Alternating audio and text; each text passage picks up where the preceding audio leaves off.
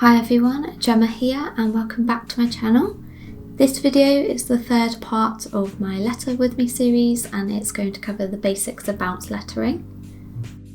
This follows on from my first two videos about lettering, which go over more of the basics of brush calligraphy, so if you haven't watched them yet, maybe check them out first.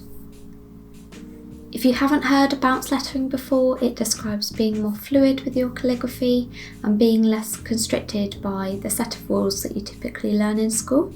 So for example, in school you're taught that all of your letters should be in a straight line or against the line, whereas in bounce calligraphy you literally bounce your letters up and down and avoid having them in a straight line.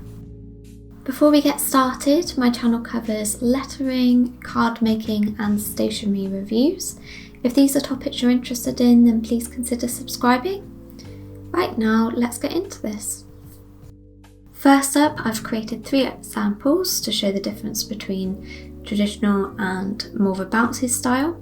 So what I mean by traditional in this sense is keeping all of your letters touching the baseline, and that's how you're taught handwriting in school, whereas with the bounce calligraphy you can see that some of the letters stray away from the line, and that's intentional. Learning which letters to bounce takes some practice and you'll make mistakes along the way. I made plenty of them until I got the hang of it, so just stay persistent. It's also worth pointing out that it feels very unnatural at first.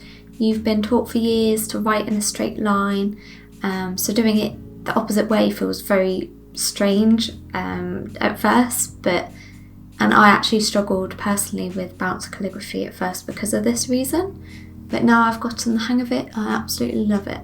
It's worth knowing that bouncing your letters isn't just about literally bouncing them up and down, it's about adding flair to your letters and having more of a loose style in your calligraphy. There are several ways to do this, which I will cover throughout this video. Tip number 1 is to curve any straight lines that you have in your letters. Traditionally, downstrokes would be a neat straight line downwards. To create more loose looking letters, consider instead curving your downstroke very slightly. In this example, I've used the letter H. It can be a subtle change that can make a big difference to the feel of your calligraphy. This principle can also actually apply to curves, which I know sounds strange, but if you visualise a letter with a descender, so for example the letter J, rather than drawing the stroke downwards in a straight line and then curving it off at the end, add a slight curve all of the way down. My next tip is to open up your letters, and there are 2 different ways to do this. The first is more subtle, but basically after you've done a downstroke, try to connect as little of the next stroke to it as possible by starting in the corner of the first stroke and then breaking away from it as early into the second stroke as you can. The second way of doing this is by adding a swirl rather than connecting the letter back up. An example of this can be shown in the letter B here.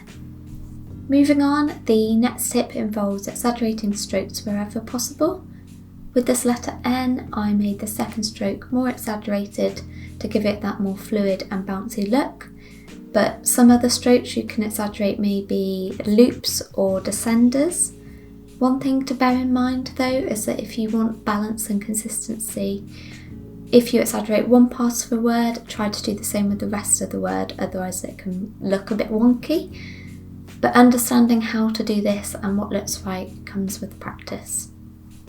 Another tip is that if you have 2 of the same letters, or a letter has the same 2 strokes, for example the letter M, make the heights of them different or change the style of them up, and that way your letter or word looks more interesting. Now I know that having tidy handwriting is something that's reinforced into us as being the correct way of doing things, which is why I think it could be a bit uncomfortable to go against those rules that have been ingrained into you for years. But I think it's important to go out of your comfort zone a little, and with practice you'll find that your lettering relaxes a bit and this will help you find your own style. That's why my final tip is to break the rules.